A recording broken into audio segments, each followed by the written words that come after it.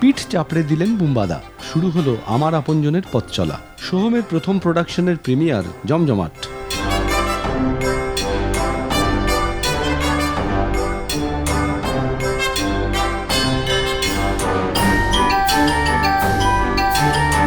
কোথাও একটা বিশ্বাস তো আছে যে কাজটা ভালো করেছি, পরীক্ষাটা ভালো দিয়েছি, রেজাল্টও ভালো হবে। এখন দেখা যাক পুরোটাই আমাদের যারা আপনজন, আমাদের যারা দর্শক ভগবান, তাদের উপর। বাঙালিদের এই মুহূর্তের টেস্ট বদলে যেরকম টেস্ট হচ্ছে সেই রকম টেস্টের কথা মাথায় রেখে একটা সিনেমা বানানোর গল্প, তো সেটা আলটিমেটলি আজকে রিলিজ হচ্ছে। এটা খুব আনন্দের। আর দর্শক যদি ছবিটা পছন্দ করেন তাহলে আমরা আরও বেশি আনন্দ পাবো, আরও বেশি উৎসাহ পাবো।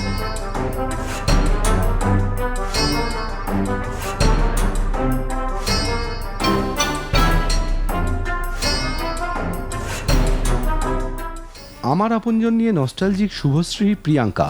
এই গল্পটা ভীষণ একটা নস্টালজিক ফিলিং দেবে। আমার মনে হয় যে প্রত্যেকের জীবনে কোথাও না কোথাও সিমিলার ঘটনা নয়, বাট এরকম ধরনের ঘটনা ঘটেই থাকে যেগুলো জন্য আমাদের জীবনটা কখনোই থেমে থাকে না। সো আমার মনে হয় ভীষণ বড় একটা মেসেজ আছে এই ছবিটাতে। সবারই দেখা উচিত সিনেমাটা, এবং ভীষণ বাঙালিয়ানা আছে এই ছবিটাতে। এখন 26 বছর বয়সে এসে সেই 16 বছরের ইনোসেন্স বা ইম্যাচুরিটি কোনোটাই নেই।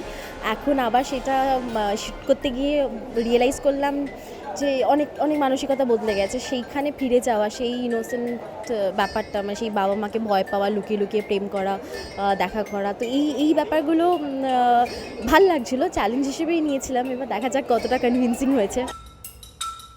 কেন দেখবেন এ ছবি জানিয়ে দিলেন প্রসেনজিৎ। আমার কাছে মনে হচ্ছে যে এই ছবিটা শুক্র শনি রবির পরে মানুষের, আমাদের একটা কথাই আছে মাউথ পাবলিসিটি, এটাতে মানুষজন দেখবেন, কারণ এই ছবিটার মধ্যে প্রত্যেকটা মানুষ তার জীবনের এক একটা মুহূর্তকে ফিরে পাবে। এই ছবিটার গল্প বা এই ছবিটার মূল বিষয়টাই ওইটা। পরিচালক রাজ চক্রবর্তী উচ্ছ্বসিত আমার আপনজন দেখে। আমার আপনজন সবার দেখা উচিত, কারণ আমার আপনজন এমন একটা সিনেমা, একদম আউট অ্যান্ড আউট একটা বাংলা সিনেমা দেখছি মনে হচ্ছে।